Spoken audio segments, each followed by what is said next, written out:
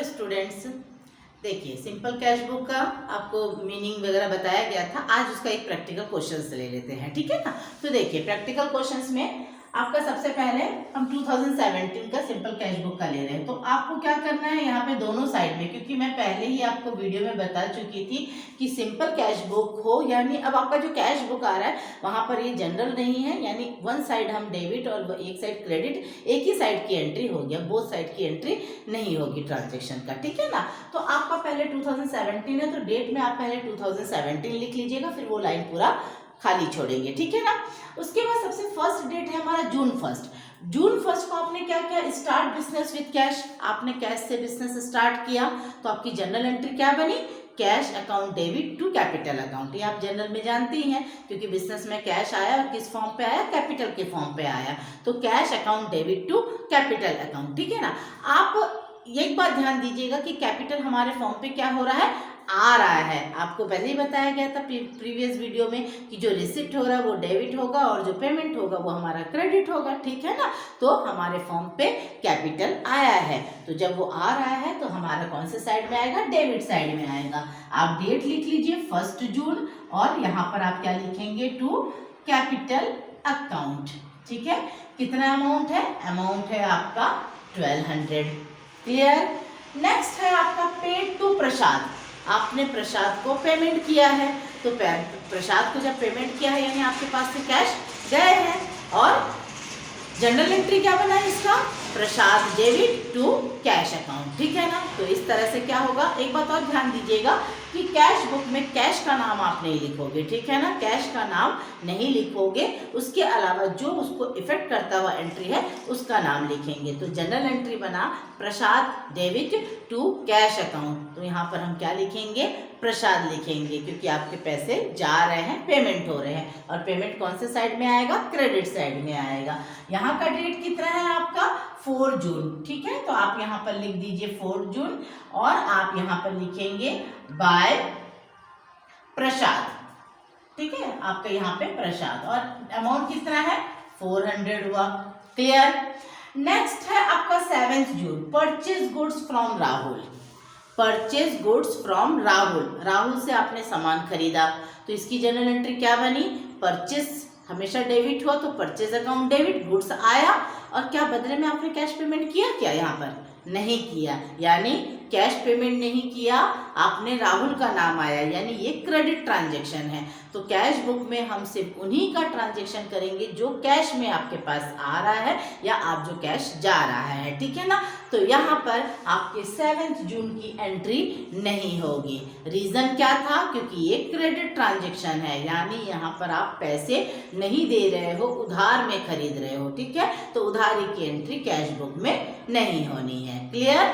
Next 11 June, receipt from Suresh, Suresh से आपके पास पैसे आए, तो सुरेश से आपके पास पैसे आए तो उसकी जनरल एंट्री क्या होगी, cash account debit to Suresh, यानी हमारे पास कैश आया और किससे आया, सुरेश से, तो cash account debit to Suresh account. हाँ एक बात और बता दूं कि जो जनरल के चैप्टर्स को पढ़े हैं और फिर उसमें भी कुछ डाउट रहा, तो ये जो कैश बुक वाला चैप्टर है उसमें भी आपको जनरल के रूल्स यानी जनरल की एंट्री आप जिनको क्लियर नहीं हुआ होगा वो इस चैप्टर से भी क्लियर कर सकता है। क्यों, क्योंकि कैश बुक जब बनाएंगे तो कैश बुक बनाने से पहले आपका जनरल में हम उस एंट्री को बताएंगे, देन हम यहाँ पे लिखेंगे, ठीक है ना। इसलिए जो जनरल के क्वेश्चंस जिनको थोड़ा सा जनरल के टॉपिक से जनरल के चैप्टर में कुछ समझ में नहीं आया होगा तो वो इस चैप्टर से भी आप क्या कर सकते हो, जनरल के एंट्रीज को समझ सकते हो। ये आपके लिए एक रिवीजन पार्ट हो जा रहा है, मानकर चलिए, क्लियर। तो हम आते हैं एंट्री हमारा सुरेश से पैसे मिले, यानी cash account debit to Suresh, यानी पैसे हमारे पास आए और किससे आए, सुरेश से आए। तो हम कहाँ लिखेंगे, डेबिट साइड में लिखेंगे। 11 जून की एंट्री आपने किया और यहाँ पर आपने क्या लिखा, टू सुरेश, सुरेश से हमें कितना मिला, 570 मिला, ठीक है। उसके बाद अबाउट फर्नीचर, आपने फर्नीचर खरीदा तो आपके पास क्या आया, फर्नीचर आया, तो फर्नीचर डेबिट और क्या गया, कैश गया टू कैश, यानी आपकी जनरल एंट्री बनी furniture account debit to cash account, और आपके पास से पैसे जा रहे हैं यानी हम इसे कहाँ लिखेंगे, क्रेडिट साइड में लिखेंगे, ठीक है ना। और क्या लिखेंगे, फर्नीचर, 15 जून का डेट डालिए, 15 जून, और यहाँ पर आप बाय फर्नीचर। फर्नीचर कितने का था? 1000 का था, तो आपने यहाँ पर 1000 लिखा, ठीक है ना। नेक्स्ट एंट्री है 18 को, गुड्स सोल्ड टू सुनीता। यहाँ पर भी ध्यान दीजिए, गुड्स सोल्ड टू सुनीता। सामान आपके पास गया, लेकिन क्या आपके पास कैश आया? नहीं आया, बल्कि क्या आया? पर्सन का नेम आया। तो आपकी जनरल एंट्री बनी सुनीता डेविड टू सेल्स अकाउंट। क्या बना जनरल एंट्री? सुनीता डेविड टू सेल्स अकाउंट। तो यहाँ पर कैश ट्रांजेक्शन तो हुआ ही नहीं, ये फिर से क्रेडिट सेल्स था, उधार बेचा, तो उधार बेचने की कंडीशन पर हम यहाँ पर ये एंट्री नहीं करेंगे। जैसे हम 7 जून की एंट्री नहीं किए थे, उसी तरह से ये 18 जून की भी एंट्री नहीं होगी, क्योंकि ये भी आपका क्रेडिट ट्रांजेक्शन है और कैश बुक में हम सिर्फ उन्हीं एंट्री को लिखते हैं जो हमारा कैश में लेन देन हो रहा है। ओके, नेक्स्ट एंट्री है पेड रेंट। आपने रेंट पेड किया, आपके पास से रेंट के पैसे गए, तो जनरल एंट्री क्या बना था? Rent account debit to cash account. ठीक है, जनरल एंट्री क्या बना था? Rent account debit to cash account, यानी आपके पास से रेंट के रूप में पैसे जा रहे हैं। ठीक है, तो हम इसे कहाँ लिखेंगे? क्रेडिट साइड में लिखेंगे। डेट क्या है? 22 जून है, और आप यहाँ पे क्या लिखेंगे? Bye rent account. ठीक है ना, सुरेश के साथ ये प्रसाद के साथ अकाउंट नहीं लिख रहे हैं, फर्नीचर के साथ एक अकाउंट लिख लेंगे, रेंट अकाउंट लिखेंगे, क्योंकि पर्सन के नेम के साथ मैं अकाउंट नहीं लिखती हूँ। अगर लिखना होता है तो एपिस्ट्रोफस एस डालते हैं। ठीक है ना, तो रेंट पेड हमने कितना किया? 130 रुपीज का किया। क्लियर? नेक्स्ट है 26 को, cheque receipt from Ajay deposit to bank. ये आपका बैंक ट्रांजेक्शन की एंट्री है। तो इसमें आपको मैंने क्या समझाया कि अगर मान लीजिए क्वेश्चन यहाँ तक हुआ होता, चेक रिसिप्ट फ्रॉम अजय, तो आपकी जनरल एंट्री बनती cash account debit to Ajay. ठीक है ना, लेकिन अगर उसी दिन सेम डे अगर आप डिपॉजिट कर देते हैं बैंक में, तो आपका ये ट्रांजेक्शन बन जाता है bank account debit to Ajay. क्या जनरल एंट्री बन जाएगा? Bank account debit to Ajay. तो यहाँ पर इसकी भी एंट्री नहीं होगी। क्यों नहीं होगी? क्योंकि यहाँ पर हम सिर्फ कैश ट्रांजैक्शन की एंट्री कर रहे हैं, यहाँ पे बैंक ट्रांजैक्शन की एंट्री नहीं हो रही है। ठीक है ना, जब हम 2 कॉलम कैश बुक और डबल कॉलम कैश बुक बताएंगे तब हमारी वो एंट्री होगी, पर सिंपल कैश बुक में सिर्फ हम यहाँ पर कैश का लेन देन कर रहे हैं, इसलिए इसकी एंट्री यहाँ पर नहीं होगी। क्लियर हुआ? तो हमारा अगर यहाँ तक हुआ होता डिपॉजिट इनटू बैंक, यानी सेम डे अगर आप डिपॉजिट नहीं करते तब इसकी एंट्री होती, लेकिन चूंकि हम उस दिन सेम डे में जमा कर दे रहे हैं तो इसकी जनरल एंट्री क्या बनी? Bank account debit to Ajay, और यहाँ पर हम कैश की एंट्री कर रहे हैं, इसलिए ये वाली एंट्री नहीं होगी। क्लियर? नेक्स्ट है commission receipt from Sandeep. Sandeep से कमीशन मिला। तो मैं जब जनरल पढ़ा रही थी तभी मैंने आपसे कहा था कि नॉमिनल अकाउंट के साथ पर्सनल अकाउंट का यानी किसी नेम का कोई इफेक्ट नहीं पड़ेगा, यानी यहाँ पर आपको संदीप के नाम से कोई लेना देना नहीं है। आप जस्ट इतना समझिए कि कमीशन आपने रिसीव किया, आपके पास कमीशन के रूप में पैसे आए, तो क्या जनरल एंट्री हुआ? Cash account debit to commission. क्या हुआ? Cash account debit to commission, यानी कमीशन के रूप में आपको पैसे मिले हैं। तो आप यहाँ पर फिर 29 जनवरी का डेट डालेंगे और क्या लिखेंगे? To commission account. ठीक है ना, कमीशन अकाउंट। कितना रुपए मिला? 450 रुपीज आपको मिला। क्लियर? तो इस तरह से आपके ये क्वेश्चंस तो कंप्लीट हुआ, लेकिन यहाँ पर क्या दोनों साइड बराबर है? जैसे हम जनरल बनाते थे तो जनरल में हमारा डेबिट और क्रेडिट दोनों साइड बराबर आता है, लेकिन क्या कैश बुक में ऐसा कुछ हो रहा है? नहीं हो रहा है। तो हमें क्या करना है? दोनों साइड को बैलेंस करना है। और बैलेंस कैसे करेंगे उसके लिए ध्यान दीजिए।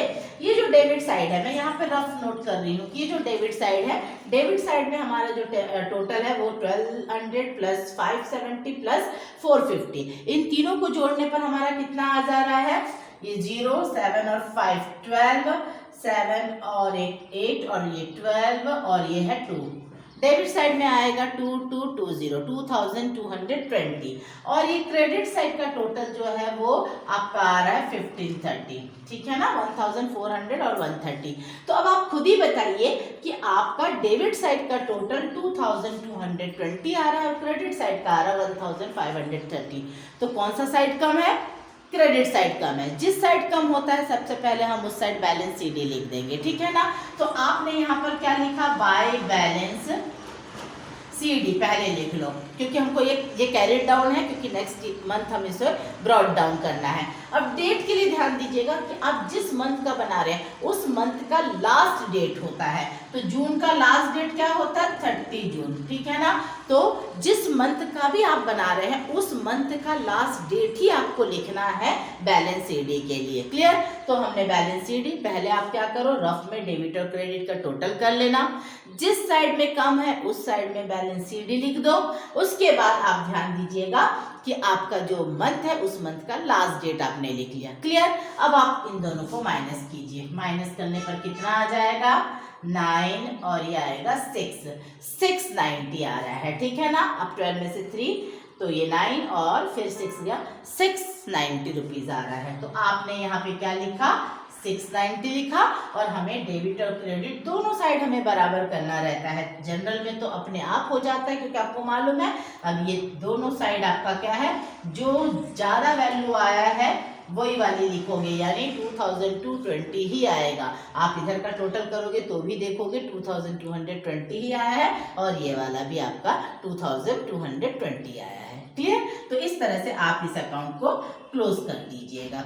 लेकिन अगर कोई चाहे तो ये वाली वैल्यू को आप यहाँ पर फिर लिख सकते हो। स्पेस तो नहीं हो रहा है लेकिन मैं आपको बता दूं, हमारा जून के बाद क्या होता है, सॉरी जुलाई आता है। तो आप जून के बाद 1 जुलाई को यहाँ पर टू बैलेंस BD करके भी आप 690 रुपीज लिख सकते हैं, ठीक है ना। अगर आप चाहो तो आप इसको कैरी फॉरवर्ड कर दिए, यानी आपका कैरी डाउन है वो नेक्स्ट मंथ में ये ब्रॉड डाउन हो गया। ऐसा करके भी आप लिख करके फिर आप कॉलम को क्लोज कर सकते हैं। तो मैं जब आपको कैश बुक का कैरेक्टरिस्टिक बता रही थी तो आपको एक पॉइंट मैंने ओपनिंग और क्लोजिंग बैलेंस बताया था, तो ये वही हुआ, ये आपका क्लोजिंग बैलेंस हुआ और ये नेक्स्ट मंथ का क्या कहलाएगा?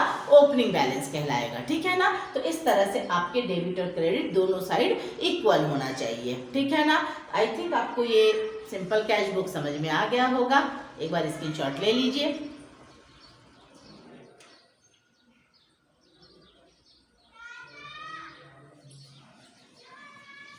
आज के लिए इतना ही, थैंक यू।